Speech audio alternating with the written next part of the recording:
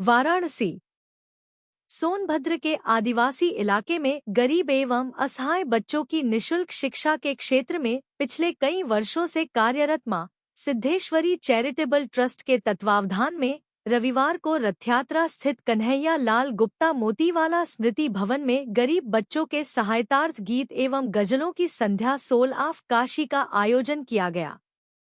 कार्यक्रम संयोजक मीनूश्री पांडे ने बताया कि मां सिद्धेश्वरी चैरिटेबल ट्रस्ट पिछले कई वर्षों से लगातार गरीब एवं असहाय सर मां सिद्धेश्वरी चैरिटेबल ट्रस्ट द्वारा आज एक आयोजन माँ सिद्धेश्वरी ट्रस्ट द्वारा जो चैरिटेबल हो रहा है बहुत सराहनीय कदम है। आज गरीबों के लिए, अनाथ बच्चों के लिए जो काम मीनू श्री जी कर रही हैं, अंतर्राष्ट्रीय तबला वादक श्री अशोक पांडे जी की बहू जी, वो बहुत ही सराहनीय है। और हम लोग सारे नागरिकों का कर्तव्य बनता है कि उनके इस कार्य में सहयोग करें और अनाथ और गरीबों को अधिक से अधिक शिक्षित बनाने की कोशिश करें। उस गांव में हम लोग ये कार्य को कर रहे हैं, क्योंकि हम लोग कार्य तो बहुत दिन से कर रहे थे, लेकिन अब क्या है कि अब हम लोग लोगों को बीच में जोड़ के, लोगों से मिल के उसको और ज़्यादा बड़े रूप में करने से की कोशिश मां सिद्धेश्वरी चैरिटेबल ट्रस्ट में सर क्या उद्देश्य मैम के साथ रहता है, आपका कितना सहयोग रहता है? नहीं, मां सिद्धेश्वरी सेवा ट्रस्ट का जो उद्देश्य है कि दुनिया में कोई अशिक्षित न हो, क्योंकि बहुत लोग अशिक्षित हैं और पैसे की वजह से वो न पढ़ पा रहे हैं, न खुश हो पा रहे हैं, न कुछ जीवन में कुछ कर पा रहे हैं। तो इसलिए हम लोग की यही कामना है, यही सहयोग है कि जो भी ज़्यादा से ज़्यादा बच्चों को कुछ करना रहे उसमें हम लोग सहयोग प्रदान कर सकें। सर आप कला जगत के सबसे बड़े जगह से जुड़े हुए हैं सर, क्या लगता है सरकार को भी आपकी तरफ नहीं, सरकार ध्यान देगी कब, जब हम अपने आप को उतना इस्टेब्लिश कर पाएंगे, उस तक पहुंच पाएंगे सरकार तक। उसके पहले हमको बहुत सा काम करना पड़ेगा। अगर सरकार देखेगी कब, जब हम काम ही नहीं करेंगे।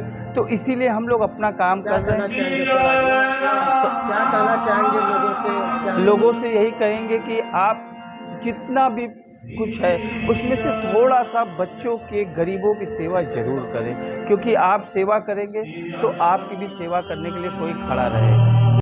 जी, आज किस प्रकार का आयोजन यहाँ पे हो रहा है? आज तो हम लोग को एक ही लक्ष्य है, विद्यादान, कन्यादान। सबसे बड़ा दान है भारत का हमारे हिसाब से। मैं बहुत करोड़ों लाया अमेरिका में फ्री काम करके। हमारी बहू आजकल इस काम में लगी है, बेटे हैं उधर देखो। तो आप लोग जो गरीब बच्चे हैं जिनको कोई 10 रुपया नहीं देता, ये सब ये देख रहे हैं। अब भगवान चाहेगा तो अब आप लोग जुड़ गए हैं तो बहुत बड़ा। अब मेरे को कई सालों से चल रहा था, लेकिन अब थोड़ा पब्लिक को जोड़ रहे हैं। प्रणाम।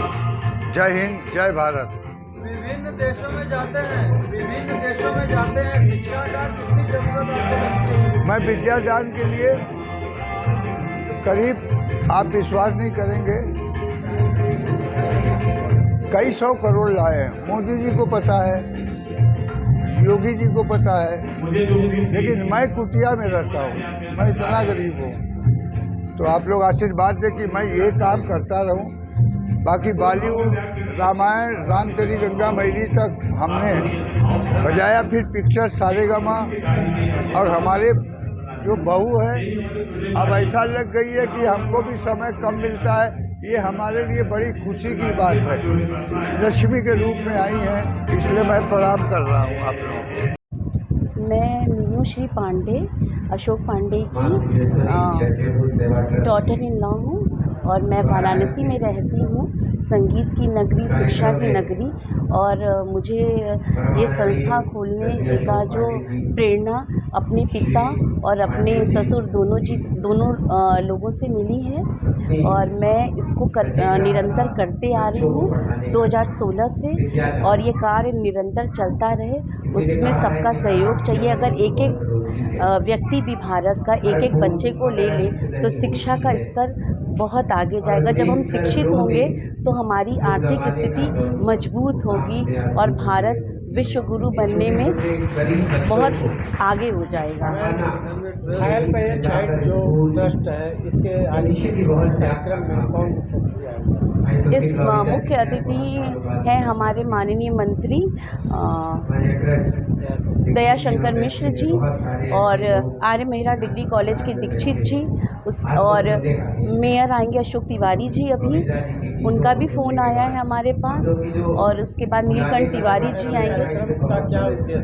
इस कार्यक्रम का उद्देश्य है कि जन जन तक ये मैसेज जाए सब जगह की शिक्षा से दिशा हम बदल सकते हैं। कितने वर्षों से कार्य हो रही है? मेरे पिताजी, मेरे ससुर अशोक पांडे जी 1984 से फ्री एजुकेशन दे रहे हैं म्यूज़िक के थ्रू। अब मैं शिक्षा और म्यूज़िक दोनों मिशन लेकर सबको शिक्षा और संगीत देने का प्रयास कर रही हूँ। मैम, आप ग्रामीण क्षेत्रों में भी जाती हैं? हाँ, ग्रामीण क्षेत्रों में जाती हूँ। सरकार भी तमाम क्या कहना चाहेंगी? किन समस्याओं का सामना आपको करना पड़ रहा है? बहुत समस्याओं का सामना करना पड़ रहा है।